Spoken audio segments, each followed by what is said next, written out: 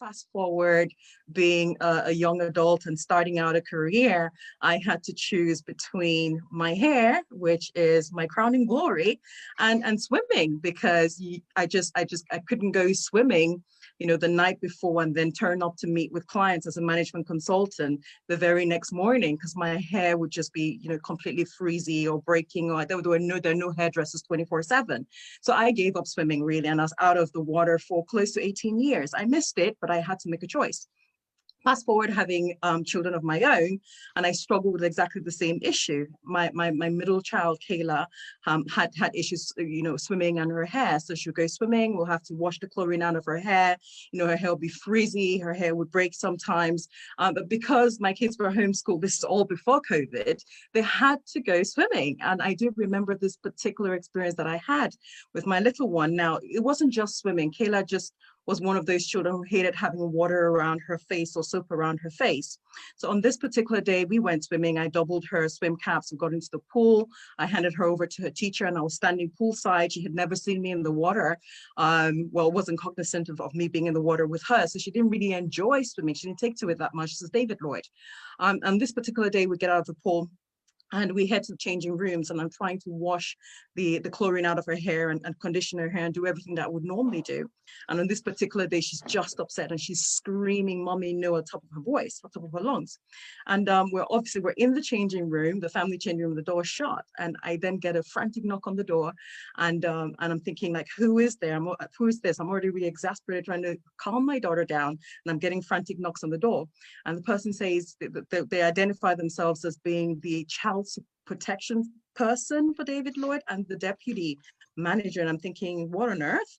So obviously I opened the door, and they just push ajar the door, and they're headed straight into the changing room. I'm thinking, is everything okay?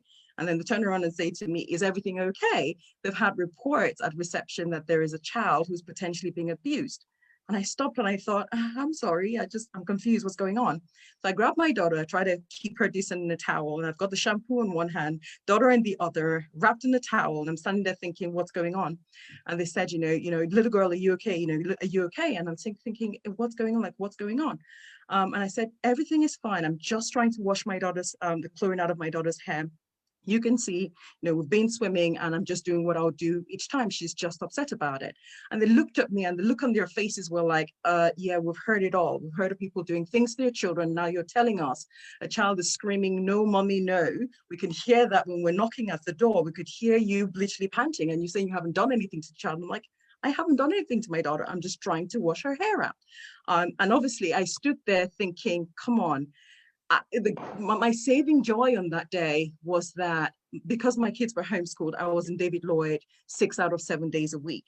Whether it was tennis or swimming or karate or badminton, we did all of that as a family. We would stay there and do the study. So I turned around, I said, literally called them by names, and I'm like, I wouldn't do anything to my child. I'm simply trying to wash her hair out. And they looked at me, because I just looked back at them and I said, you probably wouldn't understand. My hair texture is different from yours. If you got into the pool, you get out, you get some Pantene on, you condition your hair, you blow dry it, and you'll be off to go. For us, it's a completely different story. I've got to wash it out. And she doesn't like it. And obviously at this point, Kayla was calm. And I said, ask her. And she said, so they said, Kayla, why are you crying? Is everything okay? Are you hurt? And she starts screaming again, no, mommy, I don't want you to shampoo my hair. I don't want mommy to shampoo my hair. That was the day I came really close to losing my daughter to social services. And I remember just holding her and saying to them, I haven't done anything to her. She just needs to calm down. And they walked out. Like I said, my only saving grace was they knew me in the club. So I turned around and I said to Kayla, Kayla, look, you're going to have to go swim. Mommy's going to make a promise. We're going to find something that protects your hair so we don't have to go through this ordeal ever again. If we can't find something, we're going to invent one. And this child reminded me every single day for about 1.5 years until I finally got around thinking there's got to be a way. Tried everything out there for swim caps, and I just couldn't get anywhere. And then I thought, what about just a wrap, to wrap around the cap, or just to have a wrap on its own so it can contain whether her hair is in buns or her hair is in afro or her hair is in braids, and it will keep her hair dry. And that's how I invented the Nemes. I know it's a long-winded way, but I invented a product called the Nemes, which is a waterproof scarf, not a a cap, and it's one that I could use with her in the shower or at the pool. So that was my journey. And when I invented this product, I went to Swim England and I said to them, I know that you probably will have issues with inclusion, but this is something that I have invented. And I did it in response to an article that Seren Jones, another one of our co-founders, wrote about Alice Dearing, Team GB's only Black swimmer, saying, I understand why girls will quit because of their hair. So you don't have a lot of us going through to elite sports because of the hair issue and the skin issue. And so when I got in touch with Swim England, that's how my journey began into aquatics. It completely changed my life. I met Ed, I met Seren, I met Alice, and 9 months later, they'll say we had a baby called the BSA. So the BSA launched in March of last year and would be a year old in March of this year. Wow, that's pretty cool. That's great. Yeah, I mean, it just shows, I mean, how much lacking in understanding there is of the issues, you know, that you face here. I'm certainly guilty of it myself as well, and that's a lot why kind of I trying to get engaged and get involved in it. But thank you for sharing your story about that. I mean, it's horrific, essentially, what happened. I'm sorry that happened. But something pretty positive came out of it. Oh yes. I mean, yeah. I know in this age where we've had the Black Lives Matter wave, a lot of people, you know, it might feel otherwise uncomfortable. But I think for me, it was a clarion call. Because the ladies who stood there looking at me and thinking we've heard it all, they didn't understand what we have to go through. So that reaction was not really about me, or not really about being racist in any way. It was just a lack of understanding. And that's why we do what we're doing. That's why we have forums like this, so we can tell you what our lived experiences are, so that any perceptions, myths, or stereotypes can be very quickly removed. How old, can I just, how old were you when you learned to swim? I'm sorry, say that again? How old were you when you learned to swim? My dad taught me how to swim. I was about 9 at the time. I was about 9. That was yeah, he did that as my go-to because I was so ill. He was able to get me into the water and just really to get me to play and get on the slides and calm down from everything that was happening otherwise. So yes, my dad taught me how to swim. I was 9 years old. Whereas Ed, you learned to swim just a few 2 years ago. I'm still learning. Cool. He's 75. So Ed, tell us a bit about how, like, if you only learned to swim 2 years ago, how did you even kind of come to think about learning to swim? How did it get on your radar? So unlike Danielle's story, mine is nowhere as eventful as hers. I just didn't swim. My earliest recollection of anything to do with swimming was when I was probably about 9, 10 years old. I went to the motherland, Ghana, when I was around about 7, 8, and I was fortunate enough to have gone to an international school whereby I think it was a private school, and I think there was only about 2 Black people in the class, and it was just full of children from expats and diplomats and such. One of my classmates had a pool in his house, and he was having a party. They were throwing a party, and I said to my mum, "I want to go to that party, but everyone's going to be in the pool. So can I learn to swim?" To which my mother said, "You don't really need to learn how to swim. It's not important. It's not a priority. What you need to concentrate on is your studies, maths, English, and that. That's what you need to concentrate. You can learn how to swim at any point." And so I did it. I never learned how to swim. Coming back to the UK, I came back to the UK from Ghana when I was about 17, 18.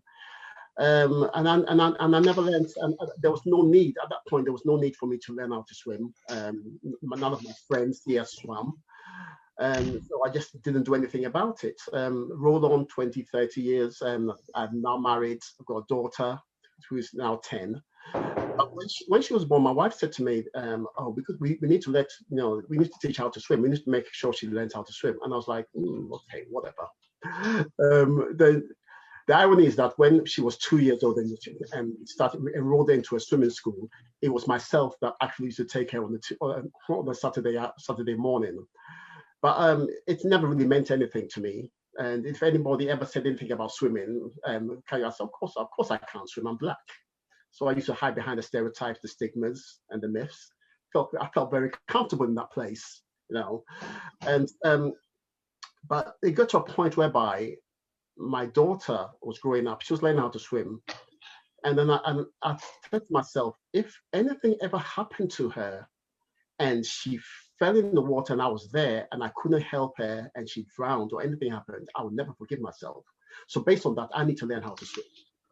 So then I said, I discussed with my wife. I said, yeah, next year I'm going to learn how to swim. New Year's resolution. Then the next year will come. Yeah, no, next year. Next year never comes. But I always had the intention of planning to learn how to swim, but it just never materialized. Then 2016, we went on holiday, went to Barbados. It was me, my wife, my daughter, and a few friends. It's probably about 12 of us. And I make music. So I said to myself, okay, I don't swim and I don't drink because I'm a good boy. And so when everyone else is in the pool, by the bar and all that kind of thing, sometimes you get a bit bored. So I can just go and start making my music. So I took my laptop and my keyboard and everything, and start working on an album. But I get to Barbados, second day, I said, okay, let me just start the production. I put on the computer and it doesn't work. I've tried everything, tried a new adapter, new power supply, new everything. It wouldn't work. Then around about that time, one of our friends, Safina, said, oh, yeah, she came up with the idea for us to go on a boat trip. Usually, this was my second time in Barbados, and usually the first time they went on the boat trip, I said I wasn't going to go. I have no interest in it. So I don't have any interest of anything to do with swimming in the water. It's not part of my makeup. So I usually didn't go. But this time I decided to go because my laptop wasn't working. So I went on the trip. We got onto the boat. Nice sunny skies, blue seas, beautiful. And they give everyone a life jacket as we walked in. But when the boat started moving, and the catamaran started moving, everyone took their life jacket off. But I kept mine on for obvious reasons. I can't swim and I'm scared of water. And my friend said, "Oh, let me take a picture of you with your life jacket on, and I can use that, and you can use that on one of your album covers." And I was like, said to myself, why would I even do that? And let's call the song is something to do with swimming. So then I thought of that film, White Men Can't Jump. So I said, someone needs to go out there and make a film about Black people not swimming. So I wrote the song, make a film called Blacks Can't Swim. And I ended the chorus with, is it a cultural or physical thing? So wrote the song, came back to the hotel, just chilled. And on the second day, I said, let me just try the laptop. So I pressed the power button on the laptop, and guess what? It started working. I was like, wow. So finished the song, came back to the UK. This was 2018, yeah, or around about August, September of 2018.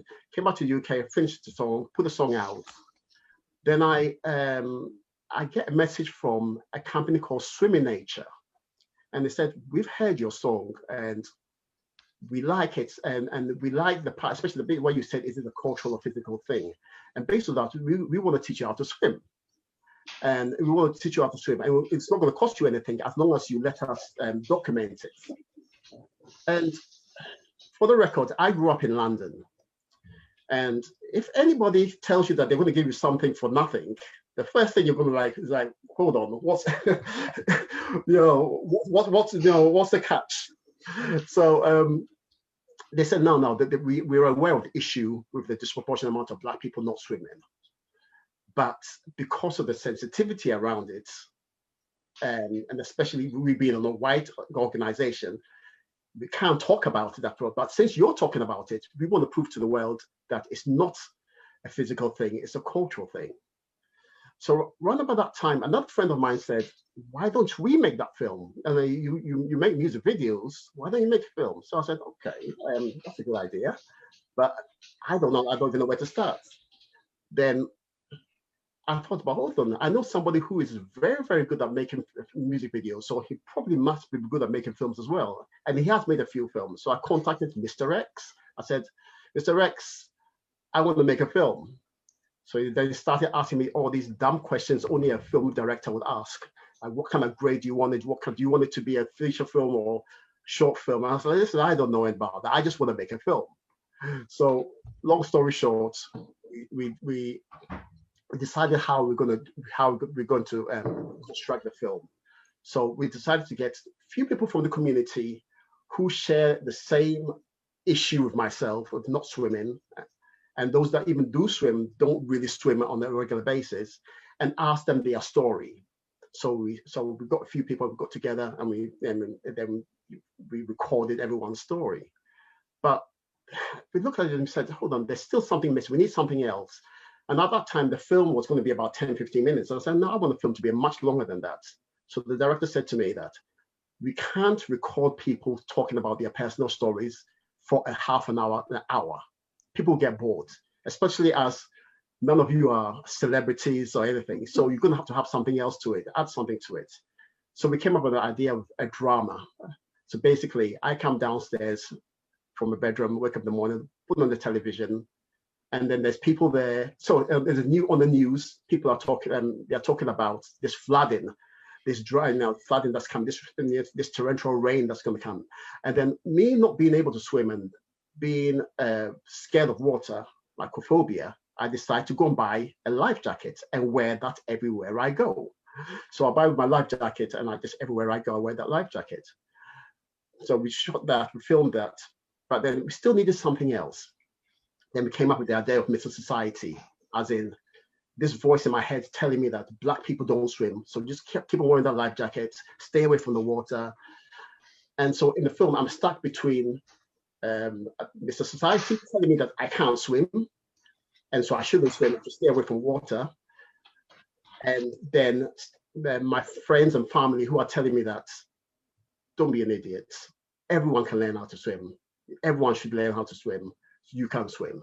So yeah, so so we shot the film, then released it. And I released the trailer of the film in December 2018. When I shot the film, it was a low budget film. All my whole idea of shooting the film was just highlighting the issue, my personal journey with swimming, and just putting it on YouTube and just moving on. But I released it onto Twitter, and it just went crazy. It's like, and I had messages, people from all over the world saying that this is something that this is something that many people said they didn't know about it. They didn't know about it, but now that I've mentioned it, there's not a lot of Black people. They don't see a lot of Black people in the swimming pool. Then there's people that were saying that, yes, they knew about the issue, but it was so uncomfortable to talk about. But, as a result of what I'm doing with the film, it opens up the doors for people to have the conversation about it. And released I released the trailer, the pilot of the film in 2019, and officially released it June last year. And as a result of that, I came into contact with Danielle, Alice, and Seren, and the BSA was born. So that's my story. Yeah, do you know, I was going to ask you if you wanted to just tell us a little bit about the other people that you've got on the team at the BSA. Okay, so my version of the story is that round about March, Danielle's laughing. Round about March, April of 2019, I decided that, and I started the campaign, the Blacks Can Swim campaign, telling people that, everyone should learn how to swim. It's important, it's a life skill and such. But I came to a point where I said to myself that people are going to get bored of hearing my voice. So I need to start hearing other people's story. So I started the podcast In the Deep End. And that was season 1. And season 2 is coming in March this year. So yeah, I started season 1 and In the Deep End. So basically the whole idea of In the Deep End was interviewing influential Black people and hearing their stories about their swimming journey. Because the way I see it, everyone's got a journey, everyone's got a story when it comes to swimming, whether you can swim or you can't swim. If you can swim, how did you learn to swim? What age did you learn to swim and such? And if you can't swim, why can't you swim? There's always a story behind it. So I interviewed quite a few people, and the podcast, you can find it on iTunes or on YouTube. But one of the persons I interviewed was Alice Deering. Alice Deering as the only Black swimmer in Team GB. And we got on very well. And she told me about somebody else that was about to interview her about Black women and hair by the name of Seren Jones. So she told me to get in touch with her. So I got in touch with Seren Jones, and I was kept on speaking with Alice. Then around about October 2019, I get a message from Seren saying, I'm meeting up with a lady by the name of Danielle Obe, and she's an inventor. She's invented this water scarf called the Mess, and she's also a business consultant. And we want to sit down and have a conversation about swimming. We all have something in common. So let's just meet up and have a conversation. So we met up, and we sat down and we spoke and we chatted and we chatted and we chatted, because we all have something in common. We were all doing pretty much the same thing, but from different perspectives. So we thought, why don't we sit down and put together an organization or some kind of a steering group, Seren, Alice, Daniel, and myself, and put our message out there, because we're stronger together. And as a result, the BSA was born. That's great. I've been listening to the podcast. So go on, sorry. I was going to say, so my version of the story is slightly different from Ed's, but there you go. So in my struggle with my daughter's hair and swimming, my husband was aware of this. And on this particular day, I get a WhatsApp message from him. And he says, this is a link, you want to read this article and, contact Swim England. I'm thinking, this is interesting. So I didn't see this article.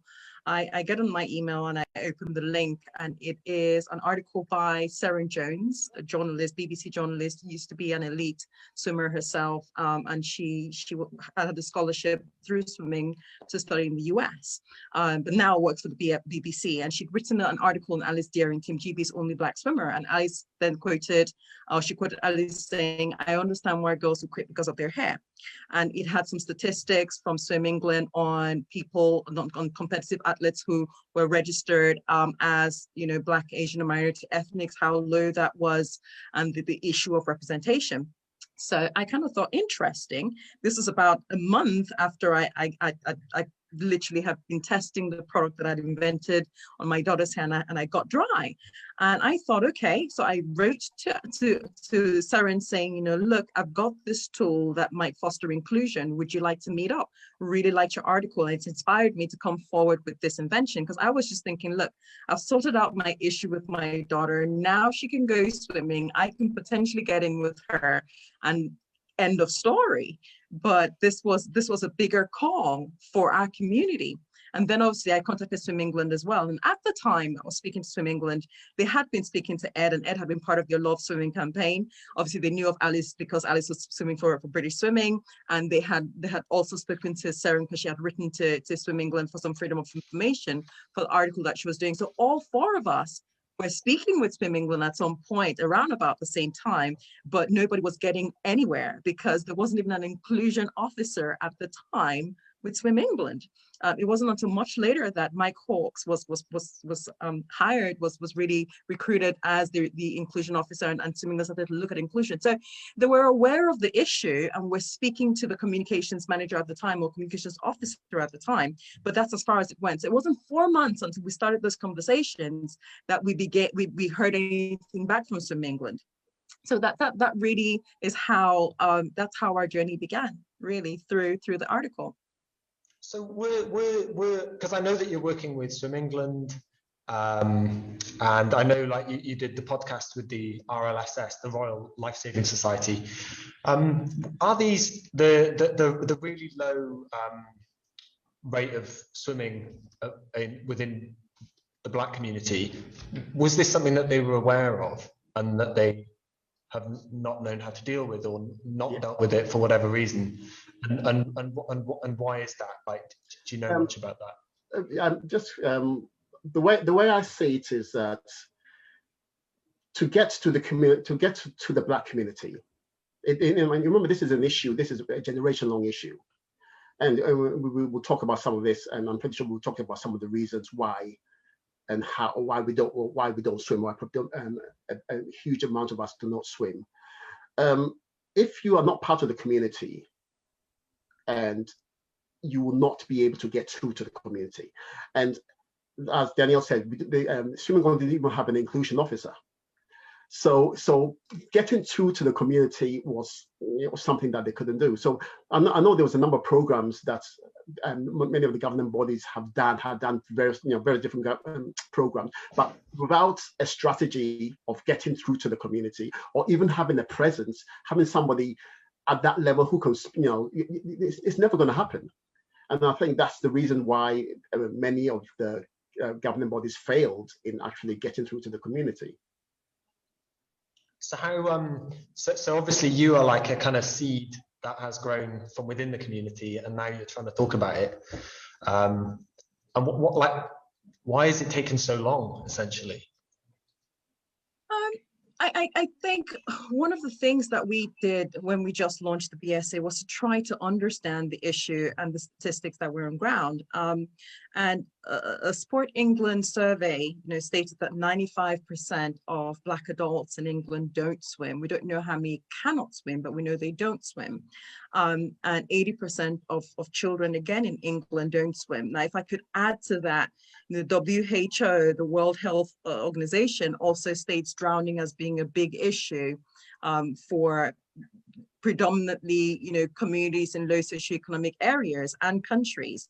And now, if we think about the fact, again, this is stated by WHO, saying that, that drowning is a disease of the youth, and 64% of those that drown are under the age of 30, 43% under the age of 15 years of age, 15 years. And it also says, like, really, on average, every hour of every day, more than 40 people lose their lives to drowning.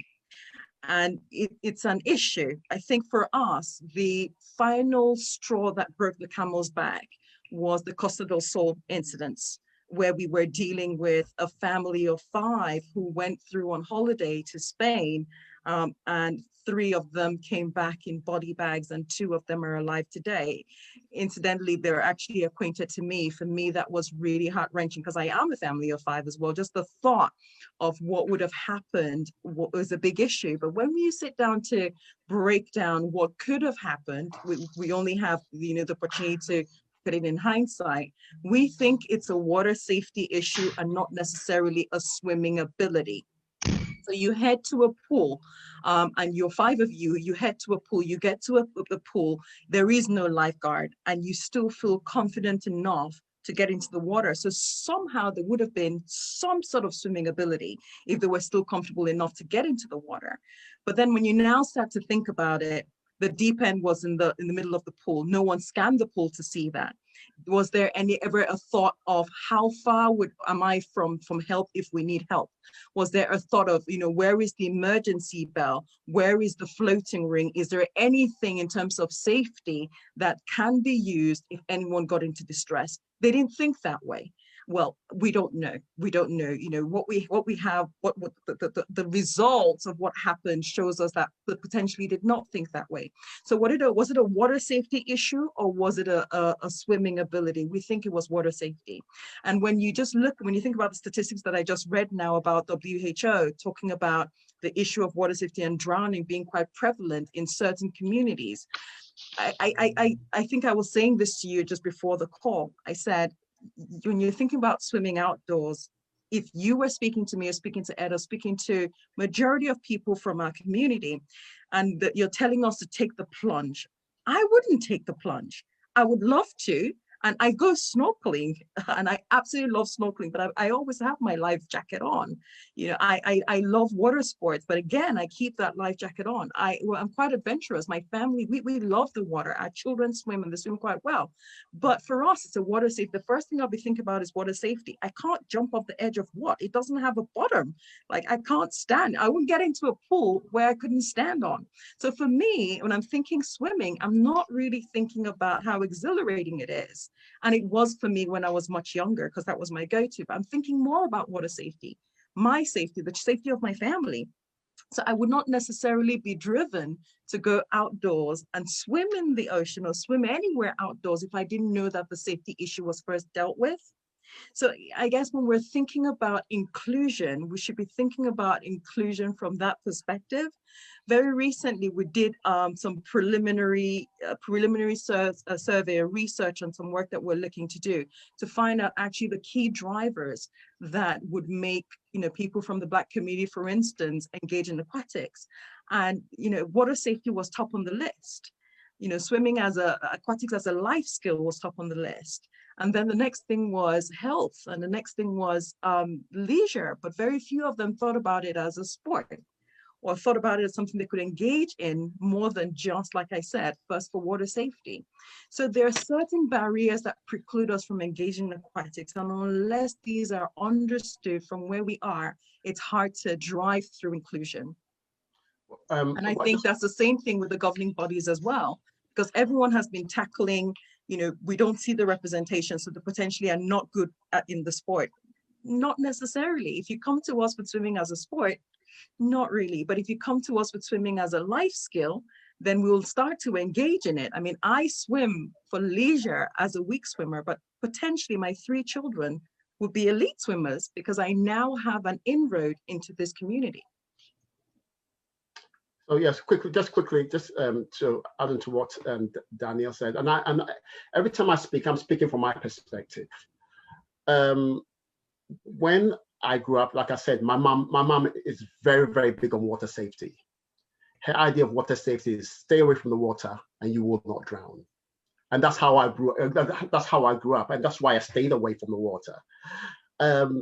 My mom, who I actually forced her to be in the film, a film called Blacks Can't Swim.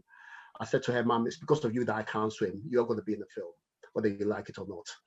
And so she's, you hear her voice when the film starts. So, but I had a conversation with her a few months ago, and basically she's watched the film, she reads all the articles, she watches all the interviews, so she knows what I'm doing, and she shows a very keen interest. So I said to her the other day that, Mom, you see, you kept on telling me that stay away from water, you will not drown. You know, she paused for a few seconds and she said, well, you're still alive, aren't you?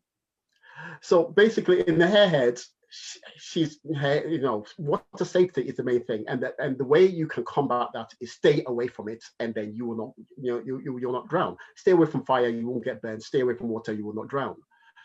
And obviously we can't live like that because we're on an island, we go on holidays, you know, or before the COVID, we were going on holidays once or twice a year. So we're around water and that kind of thing. So you can't live away from water. You know, you've got to be in a situation whereby you're prepared if anything happens. So you can't live like that. But there's a lot of people within the community that still see water as a dangerous thing to be around.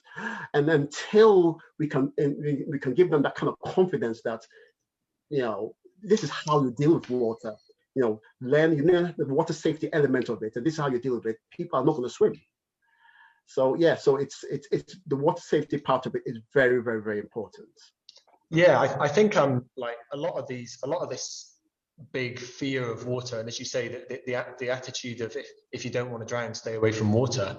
To be honest, like that's from water safety campaigns in the 70s and the 80s that were very fear-mongering about water, and that kind of narrative has really been drilled into a lot of people's heads. I mean, even when I was at school, I remember water safety posters with a kid with cling film on who was in a swimming pool, and it was kind of trying to scare you. And a lot of these things have been barriers to people getting involved in outdoor swimming. Like one thing I kind of wonder about is whether or not swimming, like Danielle touched upon it a bit, like swimming is everything. It's like an essential life skill from a water safety perspective. Then it's also a sport that can be a pastime or elite, and then it can also be this thing that's like what I kind of do, which isn't even really swimming. I just get in and enjoy the scenery, and because I generally swim outdoors, but even in a pool, like just getting into the water is just something that a lot of people, it takes the weight off you, like literally, and people feel relaxed, and it has all these different aspects to it. But I was wondering, what are the specific fears? What are the specific, and they might be myths, they might be really non-scientific things like the heavier bones idea, which you might talk about, and then there might be the actual fears as well that are more rational, but can be dealt with. But like, yeah, what are the reasons why you think a lot of people don't engage in swimming? What are the things that you get told when you're kids? So basically, there's a lot of things I don't want to say at the moment because I've got a new film coming out and the sequel's coming out, and it highlights a lot of the stories. There's a lot. I've got so many stories and about people's personal issues and why they don't swim and such. And one thing that I always remember is, I think it's from WHO, but they say if the mom doesn't swim and the father doesn't swim, the parents don't swim, the child only has 13, as in 13% chance of learning how to swim. So you inherit your parents' fears, and we have already established that 95% of Black adults do not swim, right? So therefore, the 80% of Black children in England that do not swim is mainly, I can almost guarantee that their parents don't swim. So therefore, if your parents don't swim and they think there's an issue, there's a safety issue, of course the children are not going to swim. Then we have the issues with the hair issues, and something else that I'm personally, I wrote a letter to the world, and I wrote a letter to swim culture, which is basically can be found on my website, the Black Can Swim website, basically saying that swimming needs to be made accessible to the Black community. It needs to be unrelatable, accessible, relatable. It's got to be, because right now, I always say to this and I say this to my two of my co-founders. I say this to Alice, and I say this to Seren every day. I said, you guys live in your little bubble, and you swim in your bubble, and you talk about your swimming stuff. Everyone, all the swimming people on this chat, and then you say, oh, why don't you come and swim with us? But it's not going to work. If you want us to swim, we're going to have to take swimming. You're going to have to take swimming to the community and make it relatable. And I always tell the story about the end of the film when I was filming the sequel last summer. So basically, there's about 9 to 12 young adults in the film, and none of them are actual actors. One or two of them are bad actors, but I wanted to keep it authentic. I wanted to keep it real. So basically, it's just everyday people that were acting in the film. And the last scene, we had to go into a pool. I had to be shot in a pool. And so I said, the director and I said, okay, we're going to have to go to the pool on this day. That's the last scene. And then it was met with a bit of resistance. Everyone was like, no, that wasn't part of the plan. Ed, no, you didn't tell us we're going to have to swim. We're going to have to get in the pool. That wasn't, when we said we're going to do the film. So I said, listen, it's going to be cool. It's going to be, why don't we just go down there and it's going to be great. So I spoke to the Markham Centre where I shot the film, the pool scene in the film called Black Can Swim. And I booked some time. So it was Saturday morning from 10 o'clock to 2 o'clock. We were going to go down there and we're going to, film the last scene. So with a lot of, convincing, they actually did come. They actually came down and we went there. But what the director and I did is we had music playing. We had, a great vibe. It was, everybody was, like a pool party scene. Yeah, well, almost a party scene, yeah. And there was still a lot of real hesitation, and people were still like, I don't want to get into the water. And this is even some of the people that actually swam, that knew how to swim or said they knew how to swim. So we actually got them into the water. We did all the filming, and then I left. I think I left around about 2 o'clock, and because I had somewhere to go, and people were still in the pool. About half an hour, 45 minutes later, I get a call from the director saying, could you please arrange for us to be in the pool for a little longer, because the young adult, the kids, they don't want to get out of the water. They're having so much fun in there, they don't want to get out. So it goes to show that if you make it relatable, you make it exciting and make it, people will swim. So it's and that's for the younger generation. Obviously the older generation is going to be a bit, it's going to be a bit harder, but for the younger generation, and remember, 80% of Black children do not swim. So make it relatable to them, and they will swim.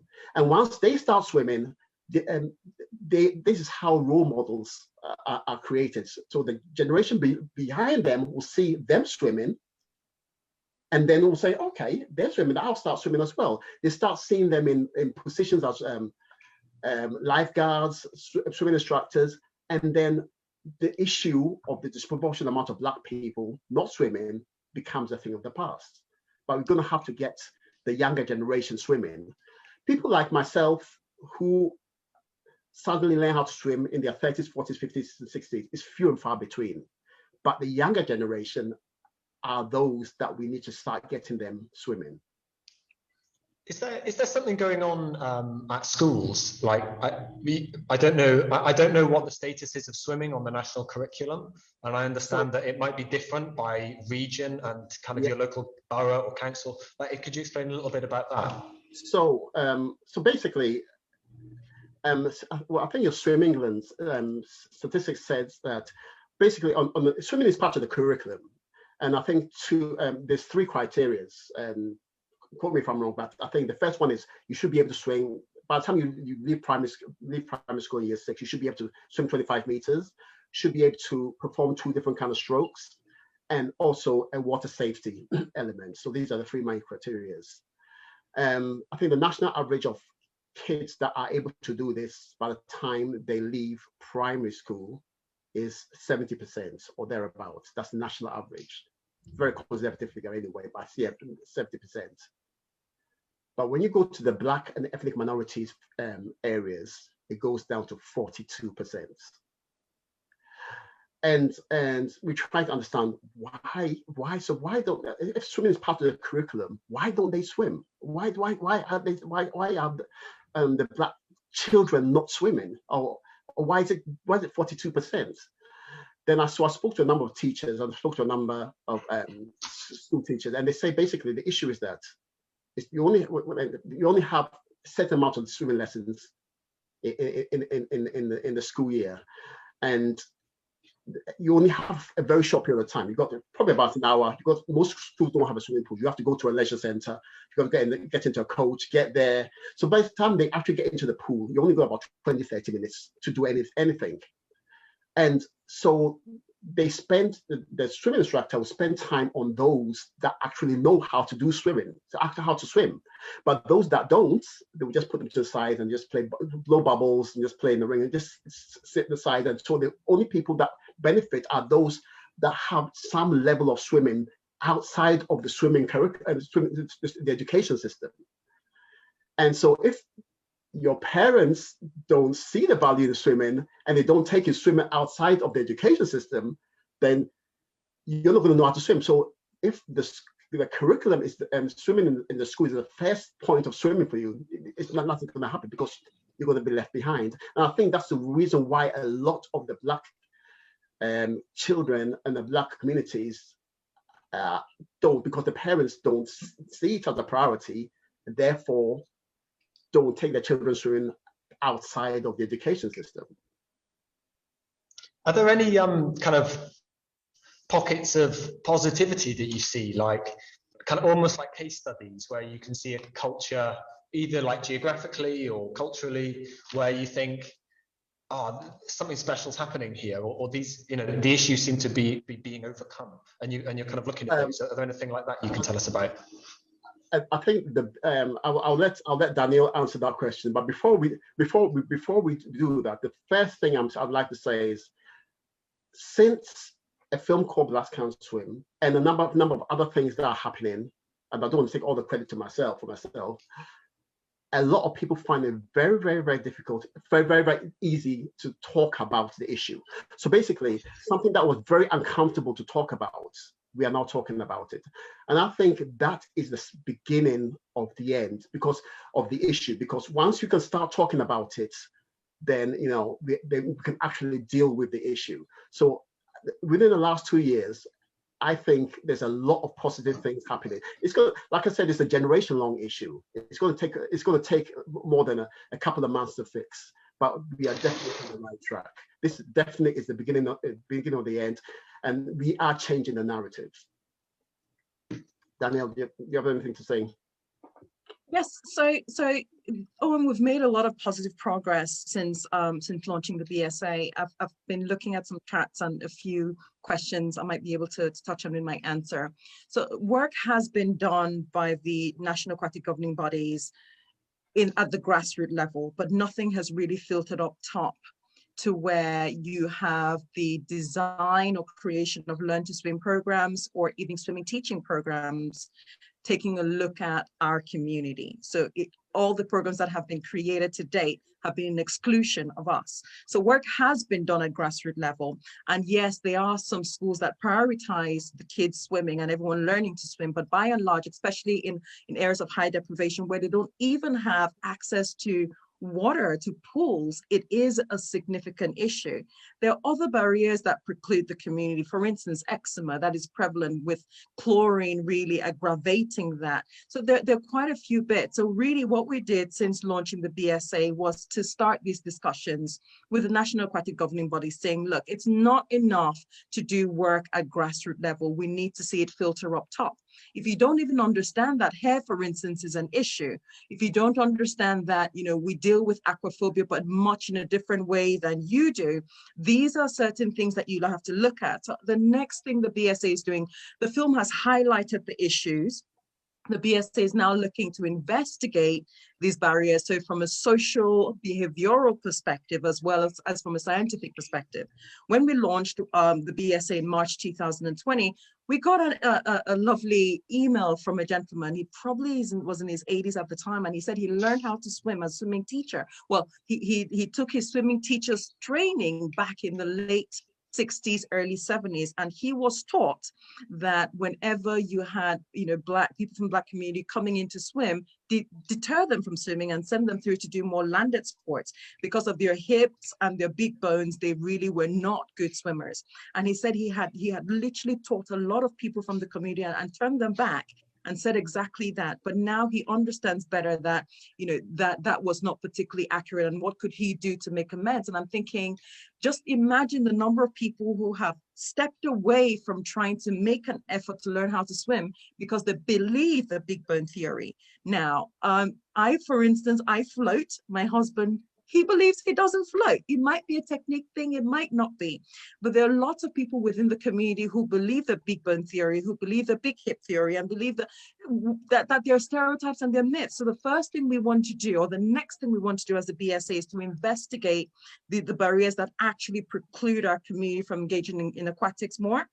And really, through that activity, have awareness campaigns where we're looking at things not necessarily from a sport, swimming as a sport, but swimming as a life-saving skill, where it's no longer optional, where you say, well, actually, I'll go for football, I'll go for basketball, or I'll go for tennis instead of swimming. No, you look at swimming as an essential life-saving skill. Another thing that we want to do is really to work with the aquatic sector, so those within aquatic sports and those like the RNLI, like the RLSS UK, to say this is something that we need to do within the community. We have to break certain barriers, and the BSA has been set up by the community for the community. And so when you talk about positive changes, we have seen quite a lot. The fact that the national aquatic governing bodies are willing to speak with us and they're admitting that there is an issue and that they need help, I think is a really, really huge bonus. Now, there might be some perceived institutional inequalities from within our community outwardly to the establishments, but hopefully we're able to break those barriers as well going forward. So yes, there is work to be done, but we are already making progress. I mean, one of the big things is being on this platform and having these discussions. Before the BSA, we wouldn't really have had a platform like this, because when you see what unites us, the water is much bigger than, you know, any ethnicity of sorts. We're talking about the water, we're talking about swimming, and we're not thinking about that from an ethnicity perspective. So, I mean, since being part of this, I've had such a huge opportunity to engage with lots of people I would otherwise not engage with, because there's more that unites us than that divides us. Thank you. Thanks. I'll tell you what, we'll probably go to we'll go to questions. We'll just go to some questions that people have been sending in. Thank you, everyone that's been contributing on the chat all this time. One is about how can white people in the swimming community be good allies to help with this? So the first thing I'd say we should do is what we're doing right now. Let's have these conversations, ask your questions, and we'll answer them as best we can. Because the only way we can drive forward inclusion, and I said this earlier, is to understand, to walk a mile in a man's shoes. So before you say, well, you know, come on, get off your, you know what, and get into the water, it's free access for everyone. Understand why I'm not engaging in the first place. Understand why I'm not participating. And one of the almost the quick wins is whenever you go to anywhere, I know with COVID restrictions now it's an issue, but whenever you go to anywhere, I think you want to look around and think, and not necessarily come at us to say, come in and swim with us, but start having dry swimming is what we call it in the BSA, start having dry swimming lessons. So really the first thing is to understand what is my aquatic journey? What's that was the first question you asked me, Owen. And there might be a few things that I would say that you can then latch onto and start building a relationship.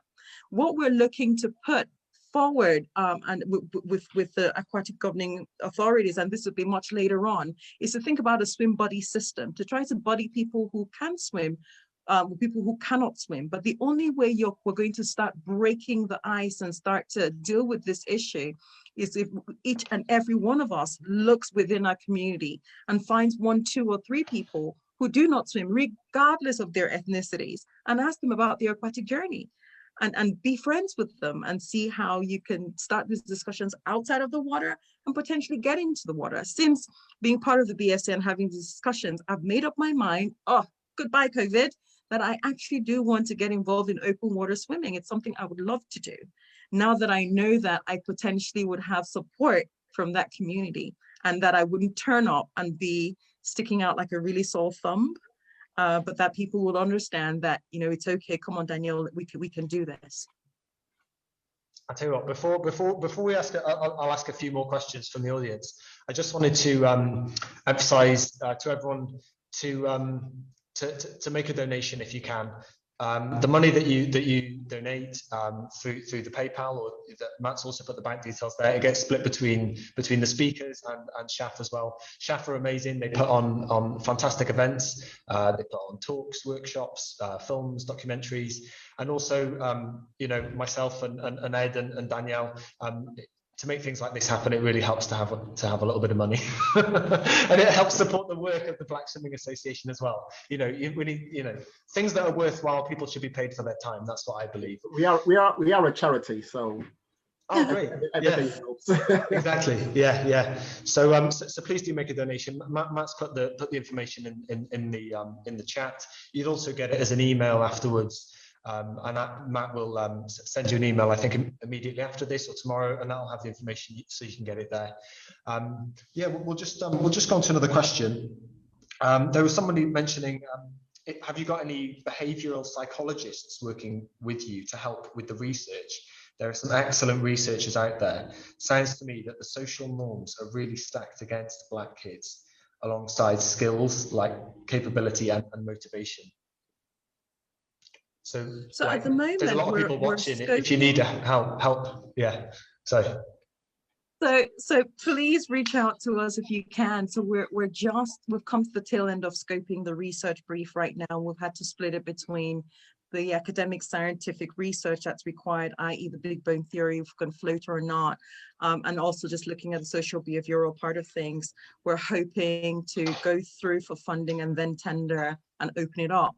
But there are a few people who've contacted us. I'm sure I did pick up on the chats that someone mentioned Kevin Dawson, who's done some work on the current underwater current of power. I probably said it the other way around, but he's reached out to us. But along with that way of saying no, we don't really have any behavioral psychologists working with us yet.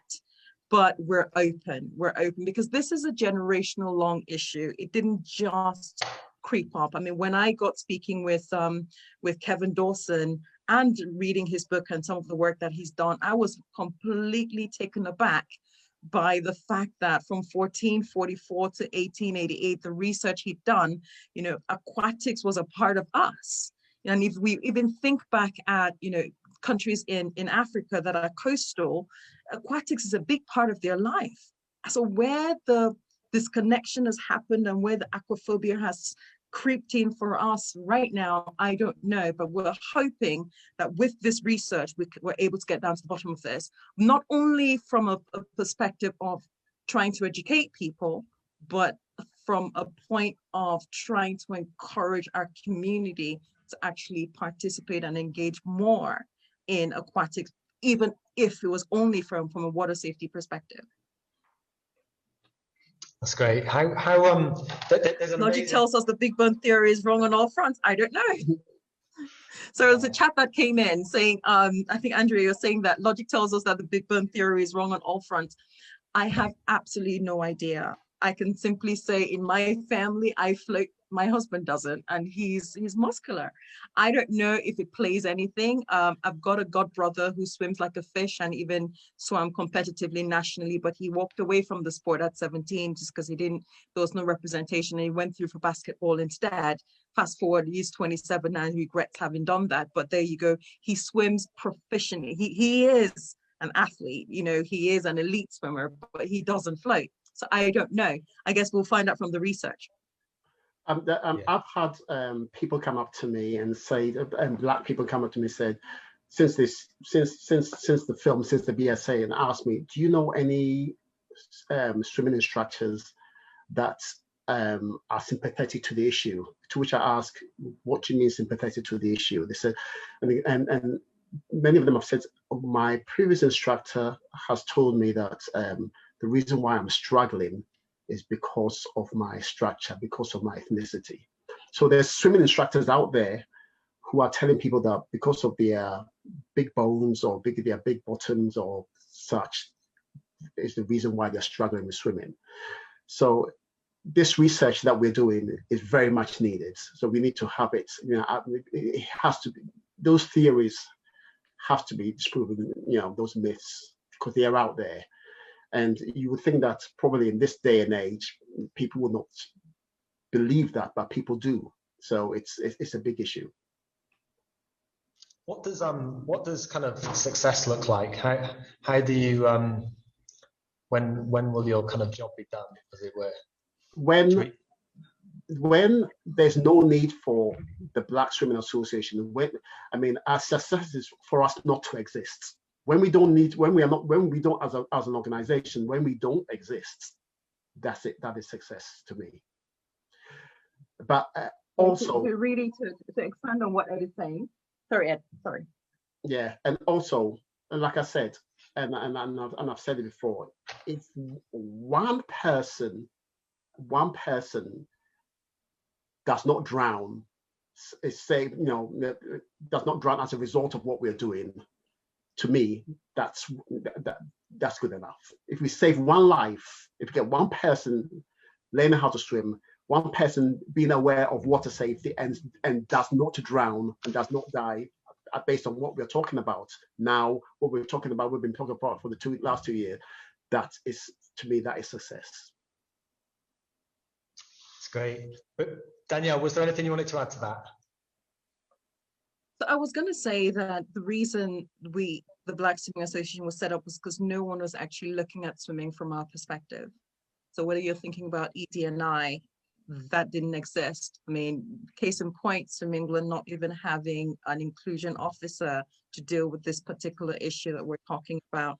And that goes for a lot of other national aquatic governing bodies. When you look at their senior leadership team, there's no representation there. So you wouldn't really understand, or they wouldn't understand the issues we're having to deal with or what their priorities should be.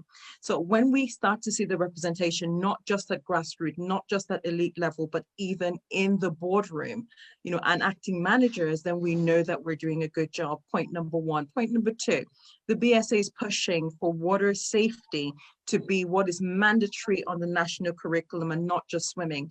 For us to teach children how to swim, especially with the issues with COVID, you would need to have access to water. water spaces. You're not going to take them open water swimming day one, but you can teach on water safety, to have water safety education. It could have saved 1 or 2 of the lives in Costa del Sol. We have no idea, but we're looking to push having swimming as, sorry, not swimming, water safety as mandatory on the national curriculum, and ensuring that someone is policing it. So although swimming is mandatory, nobody's actually policing to see what schools are passing the swimming test or not. Another thing we'd like to do is would like to see more products that are designed for our community as part of swim culture.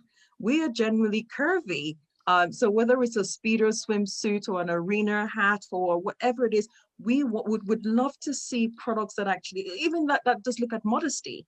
You know, I know Nike has gone down that route, but would like to see that as part of normal swim culture, and would also like to see more representation where we're mingling and mixing up with the rest of the aquatic community, because we feel included, we feel welcome to that community, and we don't feel like we'll be judged because of our fears of the water, but instead we would find buddies who would help us overcome the fear. So one of the big issues with aquaphobia, when you look at it from our community, aquaphobia, someone's going to stand next to the water, they're not going to be sweating, they're not going to be nervous, they're just going to know, I'm going to stand on the riverside, the water's touching my feet, and I'll take a picture, even though I can't swim and I'm on holiday. Whereas there are other people from the non-Black, Asian, minority ethnic communities who deal with aquaphobia completely differently. They would just not go near the water. Or if they got into water, they'll be the salt water, there'll be frights, they'll be sweating. So again, understanding how we deal with these things so that we can be more inclusive, again, will be a job well done for the BSA. We're talking about the issue because it's time to make that change. That's amazing. I think it's going to, you know, over the next few years, hopefully we can all, I'm sure that you'll get more people coming to help you as well, you know, talking about behavioral psychologists, or you never know who comes out the woodwork. Whenever we do these talks, people always come out the woodwork with skills and contacts and people in the right places and all of that kind of thing. So, but I know, I mean, you're well on your way with your journey. I mean, you're doing incredible work. I just wanted to say thank you to you both for speaking and sharing your stories, sharing your experiences, perspectives. It's been really fantastic. I can see on the chat, people are really appreciating it.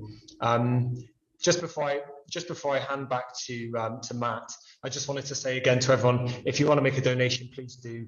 We generally say £5 roughly, or however much you want to give, but £5 it seems about right. Ed, Danielle, thank you very much. And may I say, if anybody wants to watch, anybody wants to watch the film, a film called Black Can't Swim, it's on Amazon Prime. So great, and the sequel is coming out soon, which I'm really excited for. The sequel's coming out May, June, yeah. Great. Okay, Matt, are you there? Are you okay? I am here. Can you hear me? Indeed. Yeah, I've just unmuted myself. That was amazing. Very different to the last few talks we've done, but I was going to say equally more important, not equally important. So really glad we've done this, and you've done this, you guys. Owen, I want to say a particular thank you to you, because it's the last in a series of 4 talks that you've organised over the past 4 weeks, which have been fab. Ed and Danielle, that was really brilliant, and I'm sure this is not the last you'll hear of us, and the last year that we'll hear from you. So I hope we can work together in the future, and ShAFF can kind of continue to provide you with a platform for addressing this massive issue. In fact, off the back of this talk, you might be interested to know that we are currently in the process of talking to a guy called Sonny Pert, who is the founder of the Black Trail Runners Association. ShAFF encompasses more than just swimming. It's it's adventure, sport, it's adventure travel. So we cover running, climbing, biking, etc. And we're talking to the Black Trail Running Association to talk about the issues that they're facing within that element of the adventure community. So I'm not sure whether they've been watching tonight, but if not, I should be sending them the link to this video. Anyway, to sum up, a bit of housekeeping. Yeah, I'm not going to go on about the donations, but yeah, that would be fantastic if you could put a bit in. Thank you. And we will send out an email immediately after this talk, and then we'll follow up with it a couple of times over the week with some links, not just to resources from this talk tonight, but from the past 3 as well, because there's a lot of crossover. Yeah, just a bit of information about some forthcoming talks that we've got going, because we're doing these kind of weekly now. They're proving so amazing. So yeah, if anyone's got any ideas of who they would like to hear, to watch, to listen to, whether it's swimming related or non-swimming related, then please drop us a line. And Ed, please let us know when the next film's out, and maybe we'll talk again. By the way, look out on social media. Of course, the second trailer is coming tomorrow. So the film director has told me that he's busy working on it right now. It's going to be a 2-minute trailer for the sequel. So that should be around on social media from tomorrow. Wow, perfect timing.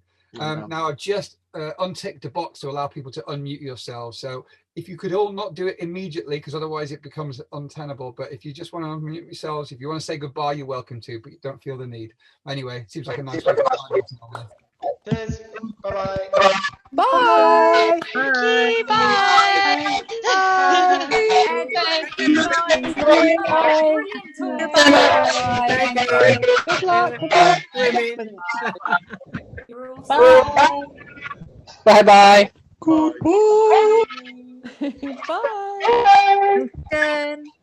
Thank you for having us. Well, thank you very much. Very interesting. Thank you. Bye. I'm joining you on Twitter now. Following you on Twitter. Thank you. I sent you a Twitter message. Bye-bye.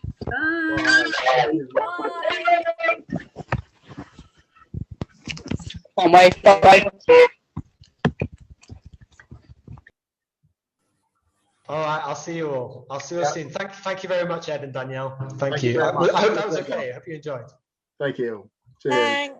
Okay, I'm going to end the meeting for everybody now. So thanks, guys. Cheers. Bye-bye. Thank you. Thank you. Bye.